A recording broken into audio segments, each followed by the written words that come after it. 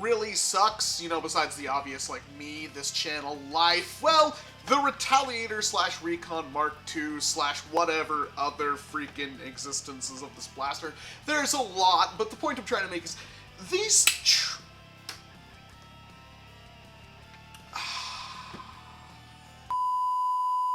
I know, we gotta finish building the barricade between us and the robots, but I gotta finish this video first. Calm down.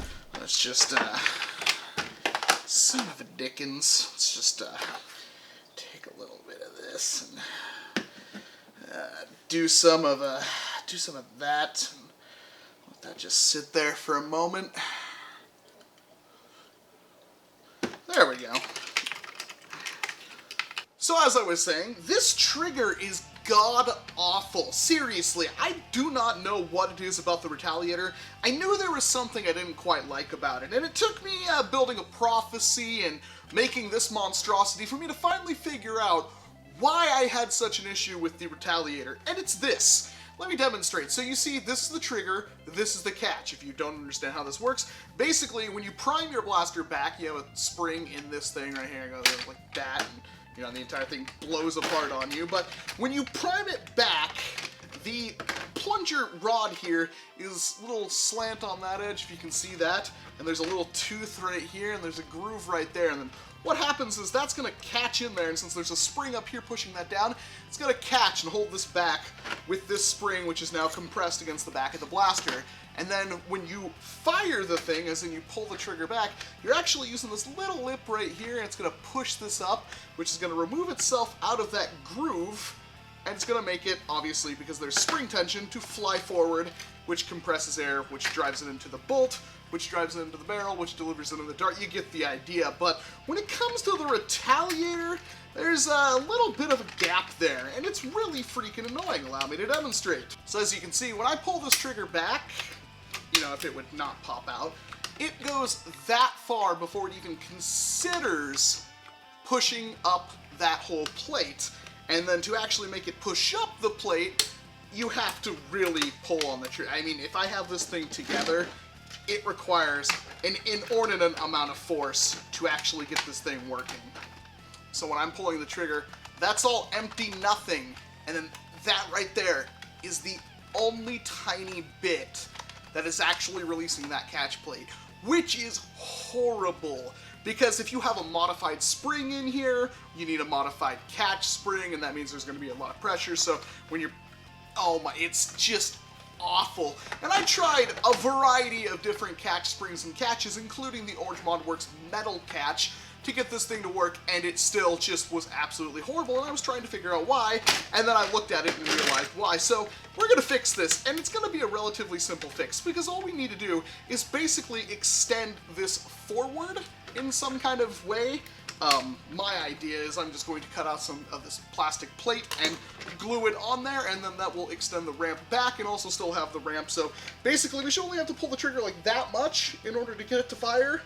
That's the idea anyway. We'll see if that comes to pass. Now my immediate concern is that this orange type of plastic is kind of the same plastic as the jam door, which notoriously doesn't take any kind of glue very well. It's this nice, slick, shiny plastic. So what I'm going to have to do is I'm going to have to score the crap out of this thing in order to make some catches for the glue to actually sit in there. There we go, kind of getting something going on there. A little bit more, I think. So what that does is that gives us a lot of room for the actual glue to grip in. This might not even be the hardest part, because this is the plate I'm going to use. This is the infamous stuff that Clowny sent me. I've been using it for pretty much everything. It's a nice little plastic plate. Probably a better thing to use would be something, I don't know, plexiglass or Lexan or something, but I'm just going to try using this. I never really got this to take glue all that well, but we'll see if we can't get it to work here. Apparently, this stuff does not come off very well. There we go. Kinda, anyway. Let's take that and break that in half. So something like this, maybe? Let's see here. No, I'm gonna have to have it be a little bit longer. Oh, actually that is a little bit longer. Alright, let's try this. So to get this piece to do anything, I'm going to have to sand it up a little bit and score it just like I did with the actual trigger mechanism.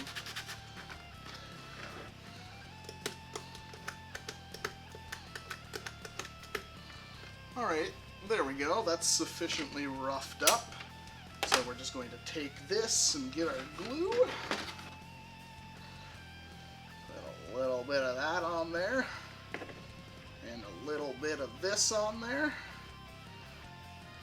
And hopefully this will actually grab, but there's no guarantees, of course. That seems to help actually quite a bit. Let's see if that feels any better, the actual shell together. Oh yeah, because right here now, it's about cut down that travel distance by about half. Now it actually catches right there, which is usable, not perfect. If I can get this, I don't want like a hair trigger or anything like that, but I'm on the right track. So if there's a way we can add a little bit more to that, just another plate about the same way, then I think we'll be good to go. It might be a little too thick though. Maybe I should just cut my losses here. Let's go all out. Double or nothing.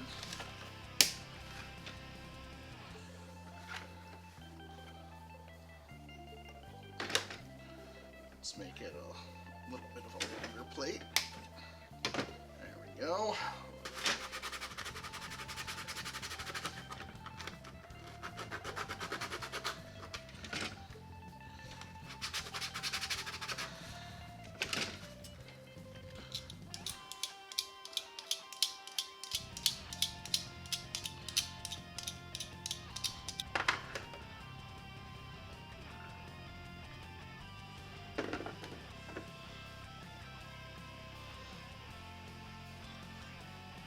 Make sure that's nice and tight for a moment. Oh, that might actually be... it might work. It's a little bit of a stretch, though. I might be able to cut that and then shape it into more of a ramp, and that might help me if I'm having any issues. That actually is holding surprisingly well. I wasn't expecting the glue to hold, but hey, there we go.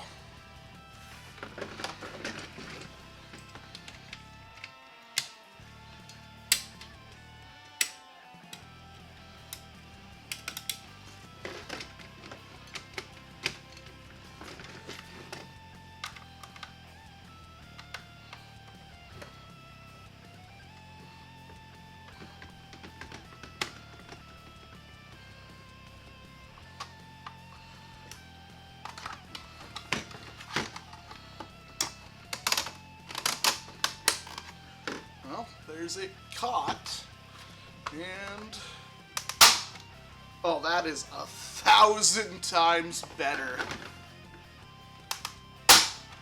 Oh, that is so much better, it's not even funny. Oh my gosh, one more time, just for simplicity's sake.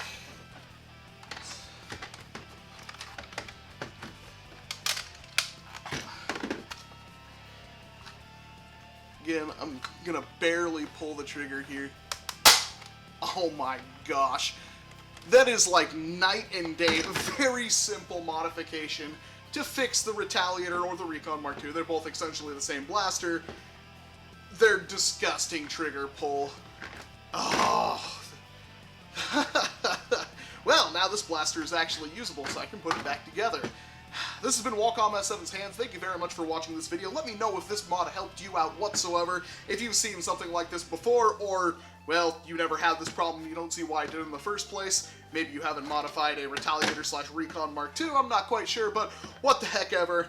This thing was disgusting to use before, now it is much better. So yeah, let me know down in the comment section, and of course, I hope to see you in a totally different video.